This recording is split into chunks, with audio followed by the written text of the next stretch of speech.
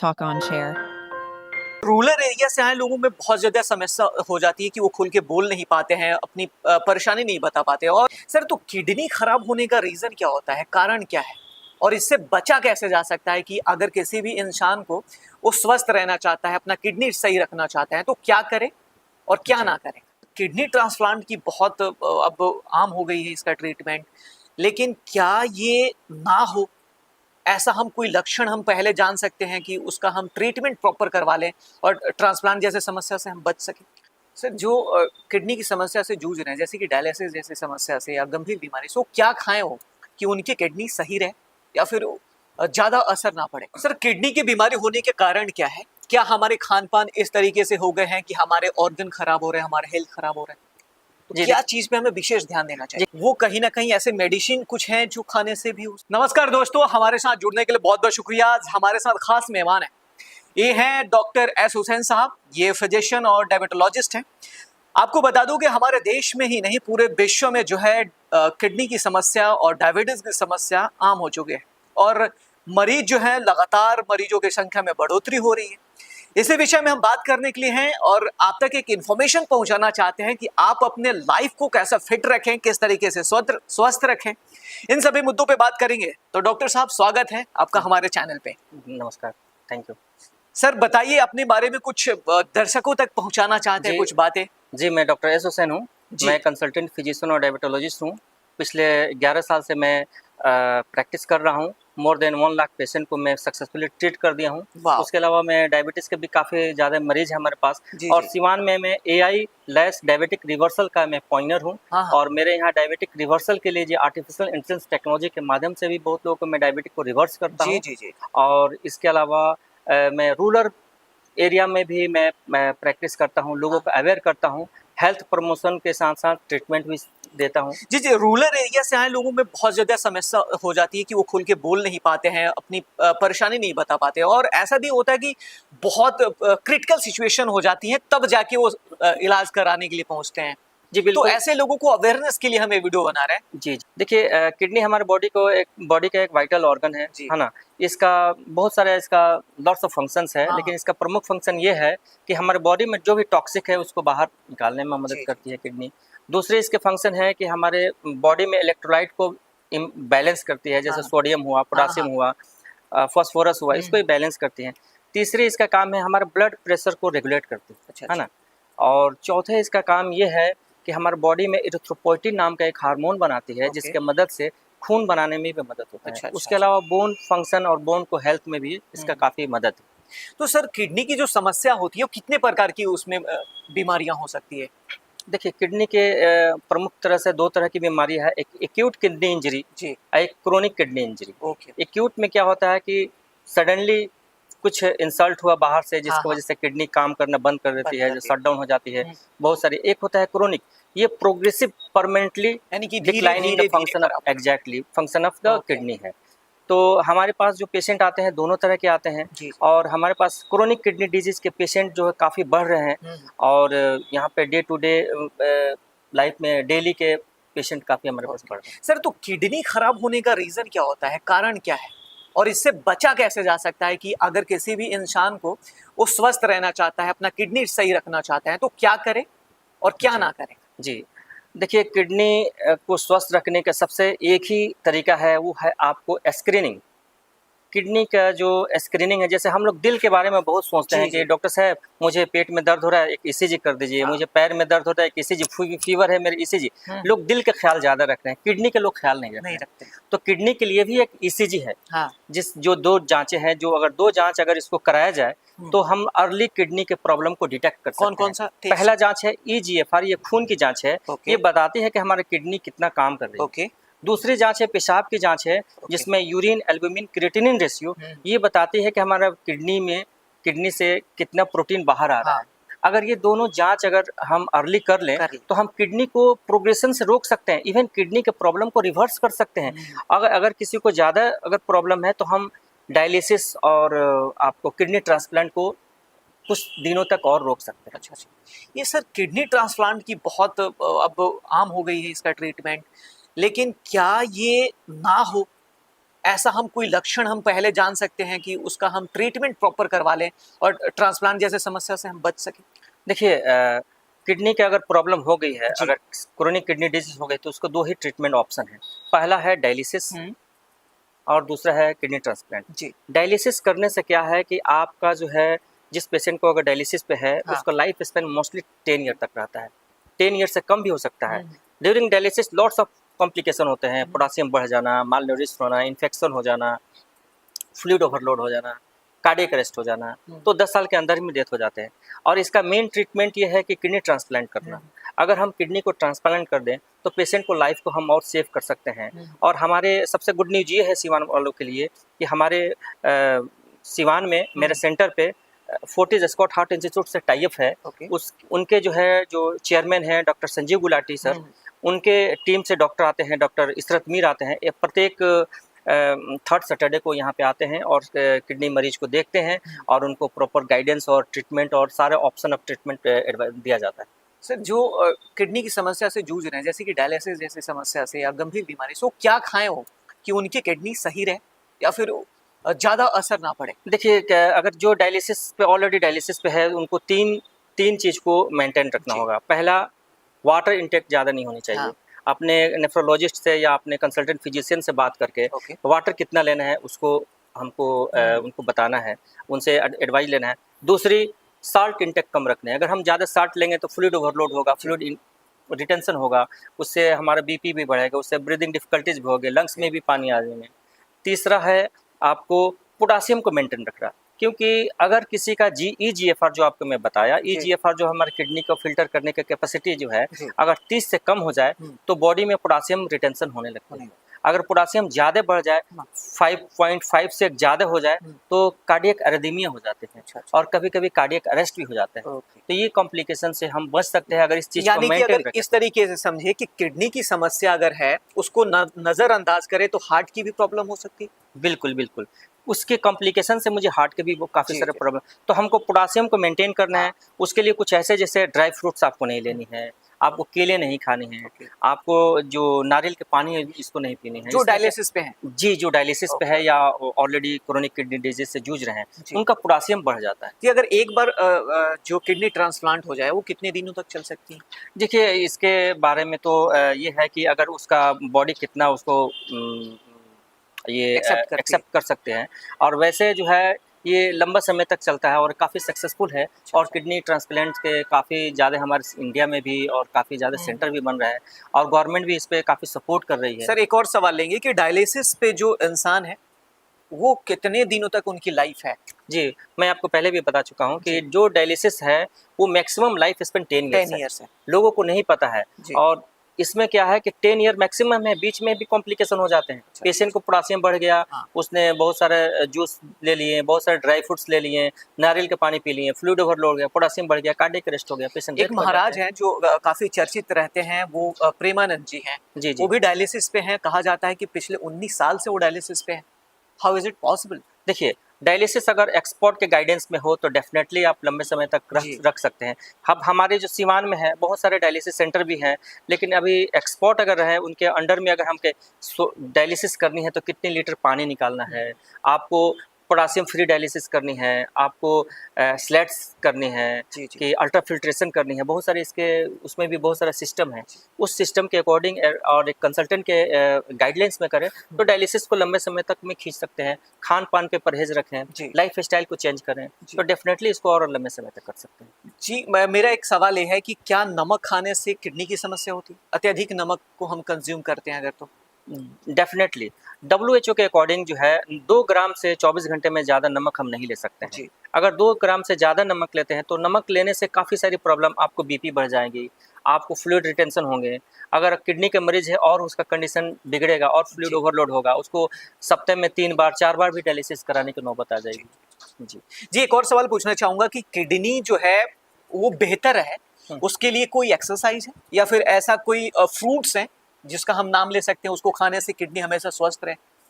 देखिए पहले बात कि मेरे पास जो भी पेशेंट आते हैं हाँ। जो किडनी की समस्या लेकर, वो लेट स्टेज में आते हैं। अच्छा अच्छा अच्छा। किडनी जो है जब 90% काम करना बंद कर ओह। देती है, तब जाके आपको सिम्टम डेवलप्स होते हैं। और ये बता दो, क्रिएटिनिन का जो लेवल जो बढ़ता है, तो बोलते हैं क्रिएटिनिन का लेवल बढ़ गया है, अब इनको किडनी नेफ्रोलॉजिस्ट के पास भेजें। जब क्रिएटिनिन का लेवल बढ़ता है तो 50% किडनी डैमेज हो चुकी होती है।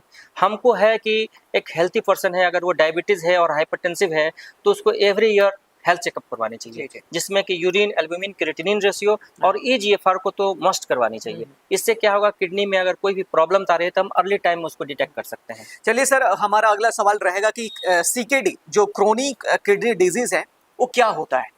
ये क्रोनिक किडनी डिजीज है, ये progressive loss of function of filtration, जो हमारा जी। ग्लोमेरुलर फिल्ट्रेशन है उसका हाँ, लॉस ऑफ फंक्शन होता है, इसको क्रोनिक किडनी डिजीज बोलते हैं।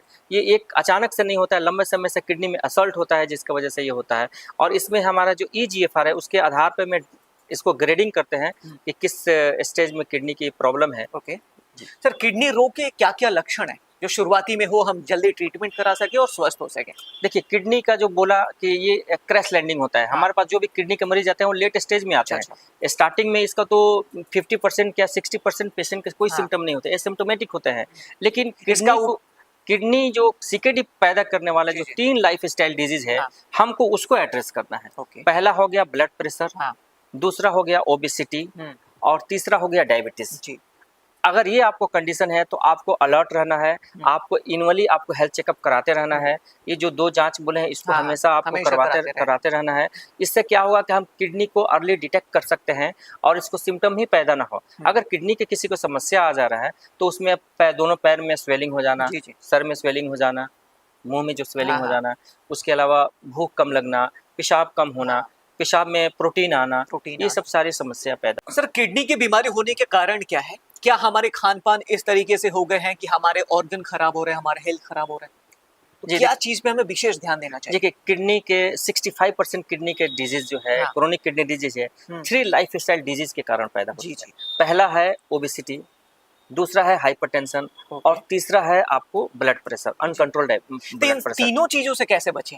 इसके लिए हमको अपना लाइफस्टाइल मॉडिफाइड करना पड़ेगा, है ना? ओके। एक्सरसाइज है, लेग ऑफ एक्सरसाइज एक्सरसाइज हाँ। है ना? फास्ट फूड को अवॉइड करना हाँ, पड़ेगा, हाँ। नमक कम खाना पड़ेगा, डायबिटीज़ को आपको कंट्रोल रखना पड़ेगा।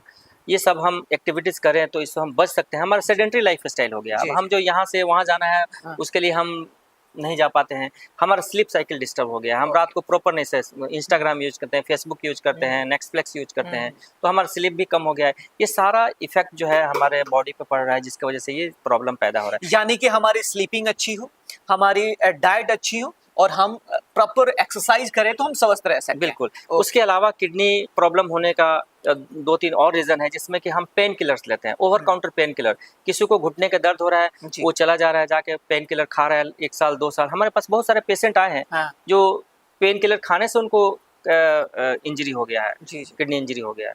तो इस चीज़ को हमको अवॉइड जी करना सर, है। ये बड़ा ही महत्वपूर्ण सवाल आपने कह दिया, क्योंकि किडनी का जो समस्या है, वो कहीं न कहीं ऐसे मेडिसिन कुछ हैं जो खाने से भी हो सकती है? बिल्कुल, पेन किलर खाने से हो रहा है, पेन किलर हम ज़्यादा यूज़ कर रहे जी। हैं, है ना? उसके वजह से हो रहा है। बहुत सारे आयुर्वेदिक दवा भी आ गया है जिसको कोई साइंटिफिकली प्रूव्ड नहीं है, हाँ। उसको हम लोग खा रहे हैं, उसको खाने से हमको ये सब पैदा हो रहा है। जी, जी। तो ये सब सारी चीज़ है जो कि हमारे किडनी को में इंजरी कर रहा है और किडनी की समस्या पैदा कर रहा यानी कि पेन किलर ज़्यादा से ज़्यादा हमें अवॉइड करना चाहिए, है। बचना चाहिए उसको बिल्कुल, लेने से। बिल्कुल। जी। चलिए सर, ये जान लेते हैं कि किडनी का जो मरीज़ है, वो अपने खान-पान का क्या ध्यान रखे? क्या खाएँ जी। कि स्वस्थ रहें? जी, किडनी के मरीज़ को 3 चीज़ से अवॉइड करना है। जी। पहला है कि उनको पानी जो है उसको लिमिटेड अमाउंट में लेनी हुँ। है ना? ये आपको नेफ्रोलॉजिस्ट डिसाइड करेंगे कि आपको पानी कितनी लेनी है। दूसरी है कि आपको साल्ट इंटेक कम करनी है, जी। जिससे कि फ्लूइड ओवरलोड हो जाए।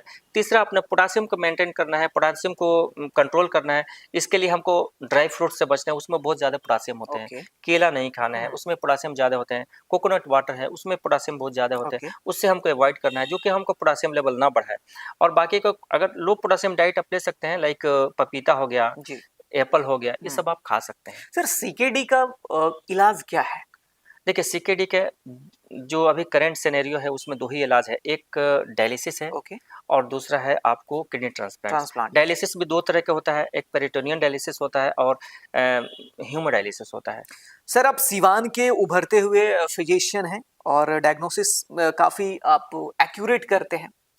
तो सर, इसका क्या मतलब फॉर्मूला है आपके पास कि आप इतना बेहतरीन काम कर रहे हैं? देखिए, हमारे पास जो भी पेशेंट आते हैं उसको मैं एक पेशेंट नहीं मानता हूँ, जी। वो एक होल बॉडी ओके। है ना? और हम उसको, पेशेंट का टोटल 4 पार्ट होते हैं। पेशेंट के एक टोटल 4 पार्ट होते जी, हैं। जी। एक उसका फिजिकल है जो इसमें बीमारी है, हाँ, दूसरा उसका इमोशन इमोशनल, है ना?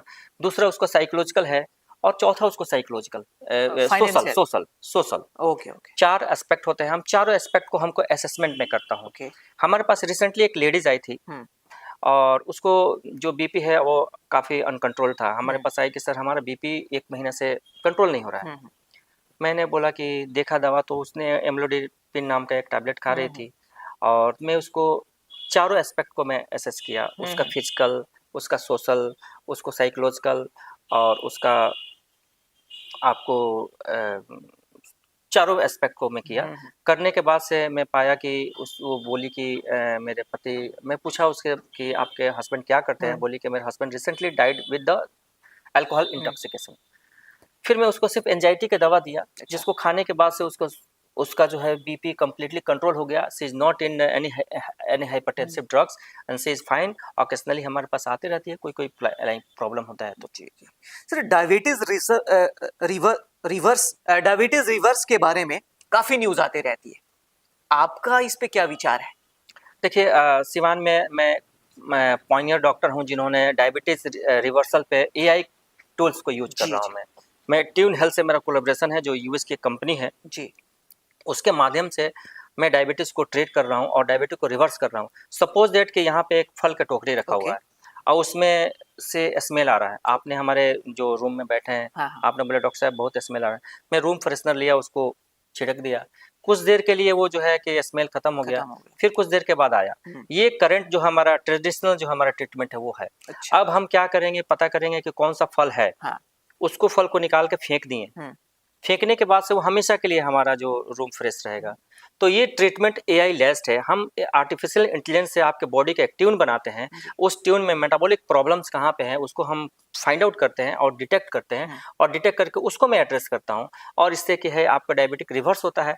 मेरे पास काफ़ी पेशेंट हैं हमारे ट्यून हेल्थ में, जिसमें कि ऑलमोस्ट 100% पेशेंट जो है कि इंसुलिन फ्री है। Okay, okay. 96% जो है पेशेंट जो है 3 मंथ के ट्रीटमेंट के बाद से उनका जो एंटी डायबिटिक हुँ, ड्रग है उससे फ्री हो गए हैं और 87% पेशेंट का जो है डायबिटिक रिवर्स हो चुका है। ये हमारे करंट जो है स्टैटिस्टिक्स है। सर बहुत ही बेहतर, क्योंकि जिस तरीके से हमारे पूरे विश्व में आर्टिफिशियल इंटेलिजेंस काम कर रही है और उसका एक मेडिकल सेक्टर में यूज करना, ये कहीं ना कहीं एक क्रांति है और काफ़ी बेहतर ये काम कर सकती है आर्टिफिशियल इंटेलिजेंस। जिस तरीके से सर ने बताया कि ये अपने क्षेत्र में मेडिकल को रिवर्स करने के लिए या फिर उसमें जो डायबिटीज़ है या फिर एग्जैक्ट क्या प्रॉब्लम होगी उसको कम करने के लिए या फिर उसको प्रॉपर ट्रीटमेंट करने के लिए ये आर्टिफिशियल इंटेलिजेंस का इस्तेमाल हो रहा है, काफ़ी बेहतर है। सर अगला सवाल ये है कि क्या आप जो दर्शक हैं हमारे, उसको आप क्या मैसेज देना चाहते हैं कि वो खुद को स्वस्थ रखें, या फिर कुछ ऐसे आपके मन में कोई विचार है हमारे दर्शकों के लिए, बिहार वासियों के लिए, या फिर जो भी इस देश से इस वीडियो को देख रहे हैं उनके लिए? देखिए, स्वास्थ्य जो है एक अनमोल है जी। और जो है कि ईश्वर की दी हुई एक दूसरी सबसे बड़ी नियामत है। तो जब भी स्वास्थ्य की बात आए तो हमेशा बेस्ट का चुनाव करें जी, जी। और इससे कोई कंप्रोमाइज़ ना हाँ, करें। हाँ।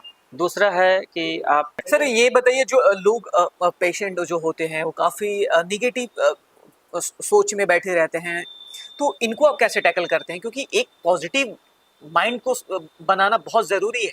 जी, जी। देखिए, हमारे पास जो भी पेशेंट आते हैं ना, जी। लॉट्स ऑफ उनको प्रॉब्लम्स हाँ। होती हैं और मैं अब बहुत इम्पोर्टेंट बात बता दूँ कि 60 टू 70% पेशेंट का जो प्रॉब्लम है, हुँ, they have no any organic pathology, है ना? 60 टू 70% पेशेंट को साइकोलॉजिकल प्रॉब्लम्स हुँ। होते हैं। उनको जो प्रॉब्लम्स है वो एक सुनने वाला होना चाहिए। डॉक्टर लोग के पास टाइम नहीं है पेशेंट को सुनने का, जी। क्योंकि बहुत सारे पेशेंट ऑलरेडी लाइन में है, डॉक्टर साहब को ज़्यादा देखना है तो उनका टाइम नहीं है। एक साथ 5-6 लोग को बुलाना है और इस तरह से क्या होता है, पेशेंट अपने बात को खुलकर नहीं बोल पाता है।